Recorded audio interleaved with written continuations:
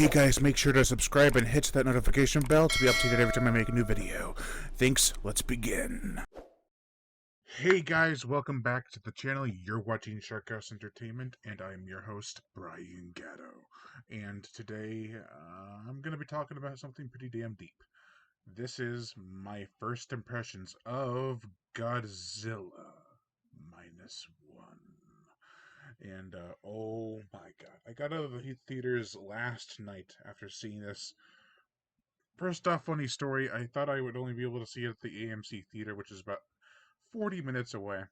So I look up the tickets, get them. About a week later, before the movie comes out, the day of, I think, actually, I looked back on another place where I could see movies closer, like 15, 20 minutes. And they had tickets. They just didn't post them until the last possible minute. So, I had to drive an extra 20 minutes. Still, it was worth it. We also got dining feastings and, dinner. And it was a lot of fun, actually. The seats were really comfortable. I mean, me and Mumster. I mean, if you're on my Facebook page, you know that me and Mumster went to go see it, with my mother. And we were, like, squished in the seats. But it was fun. It was a fun time to go see the movie. Seeing the movie is a different experience entirely. So, this is a reboot of the franchise. It doesn't follow 1954's Godzilla. It doesn't follow any of the Godzilla movies from after that. It is just a stand on its own 2 feet kind of movie. Like, hey, I am now the original. Let's see where we can go with this. This is handled extremely well. Now, 90% I would say of the Godzilla films, you don't care about the human characters whatsoever. Here, they are the driving point, and you really feel freaking bad. Hollywood, take notes. You want to have sympathetic characters? Don't leech off of Godzilla Minus One, but kind of do your own thing, get ideas, do something original. This film, let's just say the characters have a lot on their shoulders. Not only did they survive World War II, post-war Japan is just... it's a wreckage. And even as they're building back civilization for themselves, something is lurking out in the sea. An atomic breath. Well, it's not really atomic breath this time, but a fire-breathing monster of sorts. So I had to go into this with the mindset, preparing myself over and over again, so giving myself these pep talks where I'm like, these people survived living hell. Hell, there were kamikaze pilots all over the place, which is actually a character trait featured in this film. But they survived and went through so much, only for 4 years later, somewhere in there, a new threat to emerge and to just destroy everything they worked so hard to rebuild. It was coming along so fast and nice. This beast didn't give a damn. And this is the first time since 1954's Godzilla, when I saw it when I was probably I want to say 20. First time I felt genuinely sad when watching a Godzilla movie. That original film still gets me. I kind of get teary-eyed at the very end. The music, the acting, the characters, what happens really hits you hard. Here, it's the same thing. It's arguably done better. Not in terms of just the characters and their stories, but the effects, which I will say are sometimes a little rough. Given this film was actually kind of a lower budgeted film, it looks phenomenal. But if you're trying to compare it to say any of the MonsterVerse movies, they're a dip in quality. But it doesn't detract. You still feel every step Godzilla takes. I think the main problem I have with CGI is mostly when it comes to the battleships and waterworks. The water looks mostly good. The weight of the creature's really good, even on the ships. But sometimes when those ships are sailing, you're just like, is it bad CGI or is it good CGI? Just it looks uncanny. I don't know. It's kind of hard to tell because even then, well, here's the thing. You look at it at first, you're like, oh, that's not CGI. But then the more you look at it, yeah, that CGI, and that's kind of destroying the illusion. You never feel that with Godzilla mostly. Godzilla feels like he's actually there.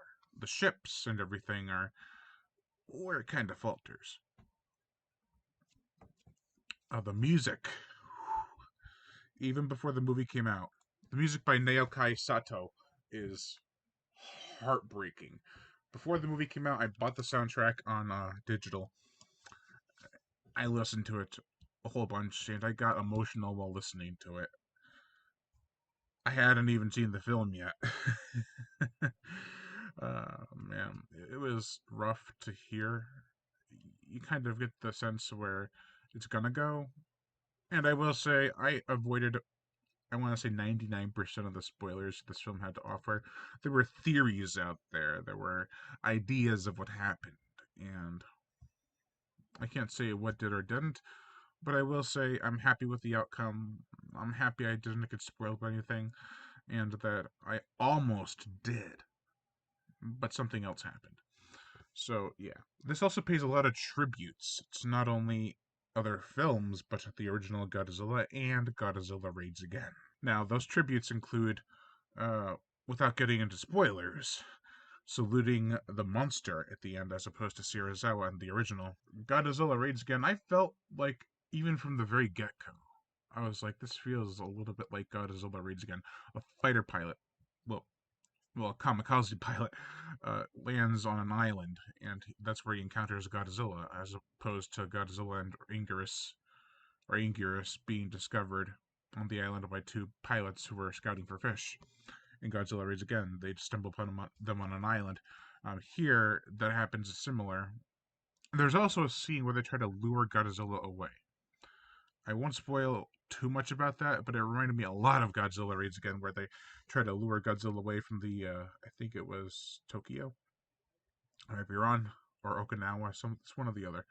Um, and they try to lure him away with planes and flares, and very similar. There's also a scene where a character screams. It's in all the trailers, and you're thinking either to be a unintentionally funny scene or a very okay, or an okay scene. But what happens when he screams? It isn't just him going bah. It's it's filled with just despair and rage, and you feel it all coming out of him, not only in his scream but in his face. Oh, there's also another homage to the original Godzilla where a baby cries, well, a little girl.